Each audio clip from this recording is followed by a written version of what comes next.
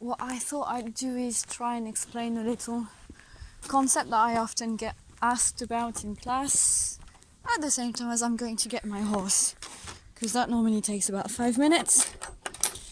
So hopefully we'll keep the video short-ish. So today the question that we're looking at is, why is there gender for nouns in French and also in German? And to be fair, in most European languages we have gender, so it puzzles you as British people or English speakers. But English is rather the exception than the rule here. So most languages then, at least in Europe, have gender. From my understanding, it actually dates back to Proto-Indo-European languages, which are like the old ancestors of our languages. Now apparently, in those languages there were only two genders.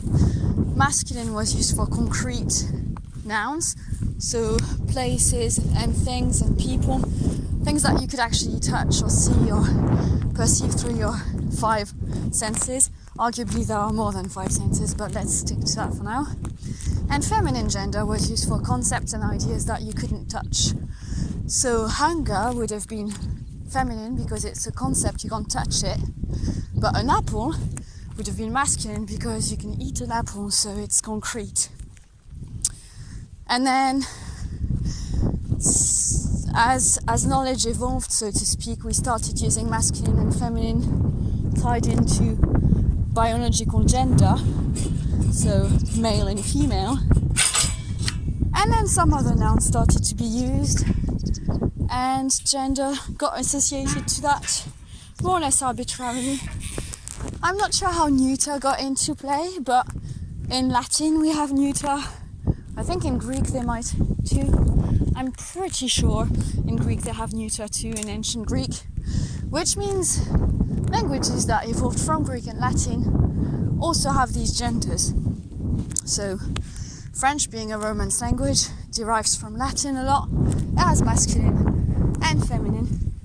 We got rid of neutral or neuter basically by thinking, well, most of the nouns that are neuter in Latin will either look like a masculine or look like a feminine.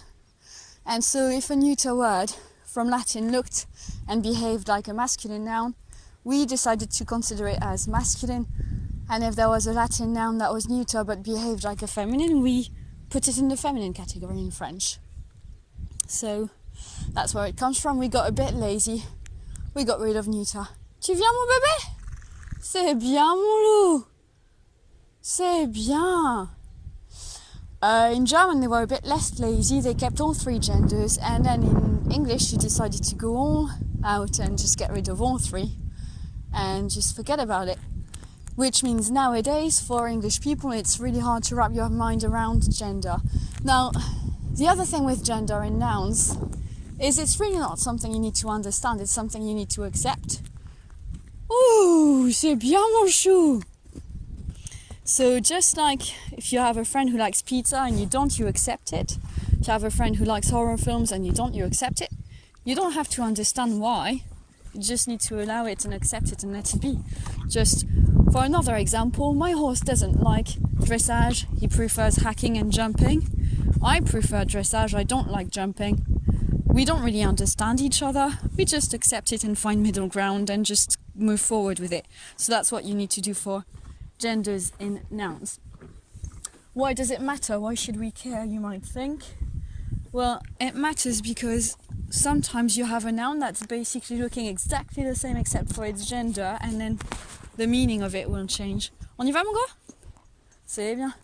So, for example, if you take the French word poêle, if you use it in the masculine form, that's a stove, and in the feminine form, it's a frying pan.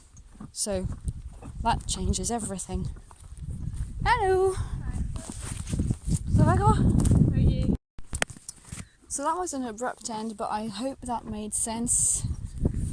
That's pretty much it for the gender of nouns in French. Bah alors, gros, tu trébuches? So, now we're just gonna film the end of bringing little Lalo in. Ah, mon amour? Tu sens? Faut vérifier qui est passé par là. C'est bon? Allez, gourmand. Très bien. And maybe you'll hear as well how my voice changes if I'm talking to him in French or if I'm talking to the video in English. I think the pitch changes as well. It's quite funny. I don't know if you call it pitch, technically speaking. Doucement, loulou. Voilà.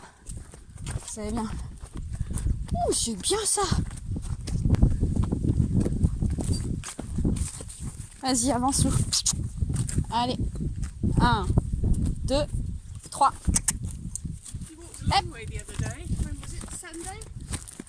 Did we? On Saturday? Yeah. What, when I was on him? No, you were off grazing him up near Bolton. Long way? When we mostly walk and graze? We basically stay out for ages and he just grazes. No, I was just so surprised to see you back. Where are you? Ah, that's quite a common place we go and graze because the grass is good there. Well, he thinks so anyway. I haven't tried it. Bah, je te faisais confiance, gros. Allez, pousse. Et où? Merci. Vas-y, rentre. C'est bien, mon loup. Qu'est-ce qu'on va faire aujourd'hui? Allez, loulou. Non, je t'ai mis du foin dans ton box. 1.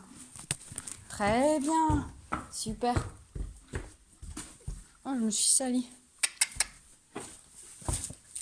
Allez, crapule. Je te filme là, ce serait bien que tu sois sage. Hop là.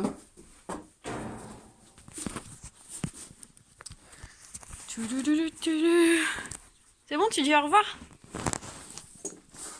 Tu dis au revoir tout le monde? Ciao.